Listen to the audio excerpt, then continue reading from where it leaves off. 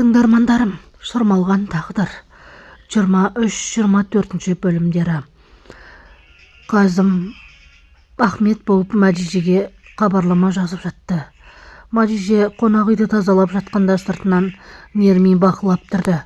Оны көрген Мәжиже: "Сіз мұнда неге жүрсіз?" деді. "Сараға келіп едім, сеанс өткізіп жатыр екен. Кофе ішеміз бе деп келіп едім" деді. "Көрмей тұрсыз ба, қолым бос емес" деді Мәжиже. Ал Жихангер Қазымға келіп: "Анамның бір жері ауырып жатыр ма?" деді. "Иә, сырқаттанып жүр" деді. "Өмірі аз қалды ма, өле ме?" деді. "Жоқ, қайдағыны айтпа, мен оны аман алып қалам" деді Қазым. Туншпен кездесіп, Мәрттен бұрын келіп алып, екеуміздің арамыздағы жағдайда Мәртке айтушы болма деді. "Қайдағыны айтпа, Мәртке айтпаймын" деді. Мәрт Туншқа келіп: "Қазымды түрмеге жабатын айғақтар бар. Менімен бірлесуге қалай қарайсың?" деді. Берген ханым ауруханада жатып, дәрілерін ішпей жүр екен. Қазым келіп: "Апа, бұның не? Дәрілерді ішу керек" деді. "Жоқ балам, менің өлетін уақытым жақындады" деді. "Жоқ апа, сіз өлмейсіз" деді.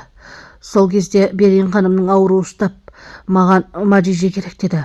Қазым Мәжижеге хабарласып: "Мәжиде, апам сені көргісі келеді" деді. "Мәжиже, қызым, қалайсың? Маған келші" деді. Қазым өте жақсы жігіт, түрі қатал болғанымен деді. "Жақсы, Берген ханым, мен барам" деді. Сол кезде Ахмет пен Мәжиже қайтадан хат жазып бастады. Яғни оны Қазым жазып жатыр. Қазым Мәжижемен сөйлескелі бері көңіл күйі де өте керемет. Мәжиже Берген ханымға келіп, емдік шараларын жасады. Сол кезде Қазым Мәжижеге өте қатты махаббатпен қарады. "Терең демаламыз" деп Мәжиже емін бастап кетті. Сол кезде Қазымда емнің маған да жақсы әсер еткені деді. Сол кезде Мәжиже: "Маған сіз бұл емге сенбейтін едіңіз ғой" деді. "Я сенбеймін, бірақ әсер еткендей болды" деді. Мәжиже Қанданға келді. Қандан Мәжижені көріп қатты қуанып бір-бірін құшақтады. Сол кезде Ведат: "Мына қызды алып кетпесең, бұл да ауырып қалады. Менің қасымнан айналшықтап шықпайды. Барып ұйықтап алсын. Ұйықтамағанына да біраз болды" деді. "Қандан жүр, кеттік" деді. Үйде кешкі ас ішіп отқан кезде Мәжиже Ахмет, яғни Қазыммен сөйлесіп отыр. Сол кезде анасы сөйлесе де естімеді. "Қандан тиіспеңіз, ол Ахметпен сөйлесіп жатқан шығар" деді. Қазымның біреумен сөйлесіп жатқанын Нермин байқады. Және де оның көңіл күйі жақсы екенін де байқады. Сөйтіп Нермин Қазымның қасына келіп: "Сен кіммен сөйлесіп жатсың?" деді. "Жай Зафир ғой" деді. Жихангер анасына келіп: "Апа, жағдайың қалай? Бірдеңе керек болса маған айт. Мен сені өте қатты жақсы көрем" деді. Анасын құшақтап: "Жүр, үйге барып отырайық" деді. "Жоқ, мен бір шаруаларым бар" деді. Үйге кірген соң Тунш әйелінен: "Бериннен Жихангер екеуің араларында не болып жатыр?" деді.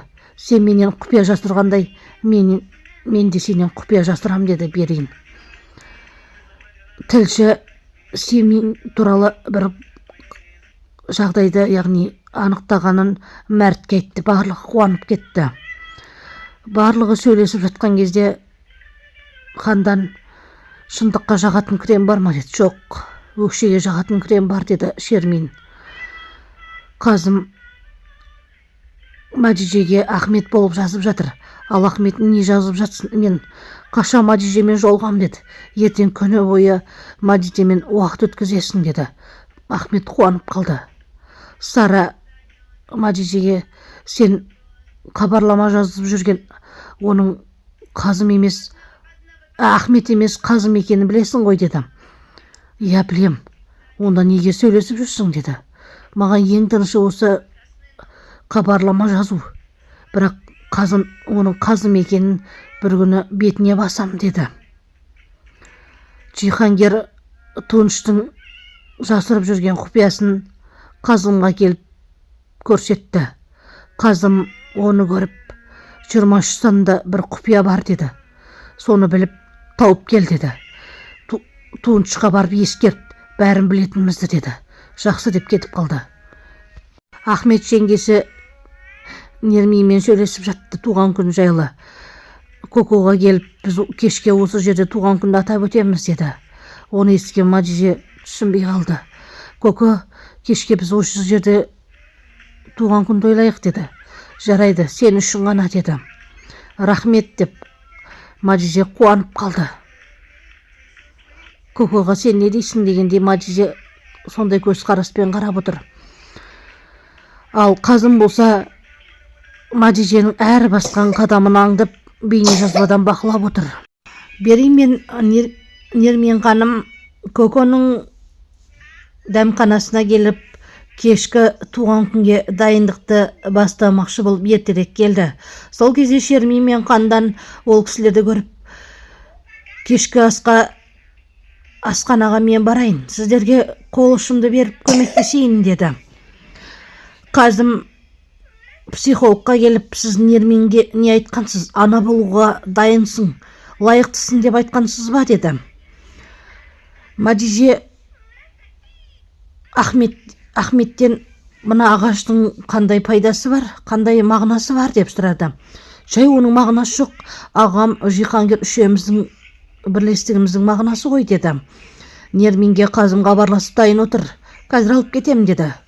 Жиһангер туыншыға келіп, әрі басқан қадамыңды аңдап бас деді.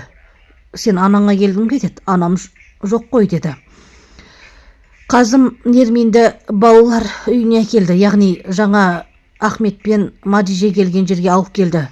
Мадиже Қазымға хабарласып, кішкене қыздың жағдайын білді. Ол қызды іздестірудемін, тауып берем, саған уәде берем деді. Тауып бересің ғой деді. Я деді Қазым. Ұрланған жайлы ақпарат түспепті деді. Барлығы кешкі туған күн кешіне келді. Әдеттегідей Жиһангер барлығына қалжыңдап, бұл қандай жер өзі деп тиісіп қоймады. Ахмет, Жиһангер қойсаңыз енді деді. Сол кезде Мадиже қайда деп сұрады. Ахмет қонақ үйге кетті, Мадижені алып келуге деді. Мадиже сыртқа шыққанда Ахметке туған күніне деген сыйлығын берді. Сыйлығыңды кейін ашарсың деді. Сол кезде Сера, Мадиже, сен осы жерде жұмыс жасайсың ба деді. Я деді. Одан кейін емшілікпен де жасайсың ғой деді. Жиһангер, сен де емшілікті оқып алсай қызығып жүредің ғой деді. Жоқ, қызығып жүрген жоқпын деді. Қандан Қазымға сізді кешірмеймін. Ведат бір өлімнен қалды ғой деді. Не үшін кешірмейсің? Сені жақсы көретін махаббатын дәлелдеп бергенім үшін бе деді. Мадиже келіп, Қазым, сен өз махаббатың үшін барлығының бақытынан бас тартар ма едің деді. Ештеңе демесе де Мадиже Ахметке, сен ең сүйікті елің қай ел деді. Сол кезде Қазым естіп сасып қалды. Оның не керегі бар деді Ахмет. Жай сұрап жатқаным, маған Америка деді. Қазым, маған Мексика деді. Сол кезде өзіне хабарлама жазып жүрген Қазым екенін Мадиже көз жеткізді. Фильмнің жалғасы бар.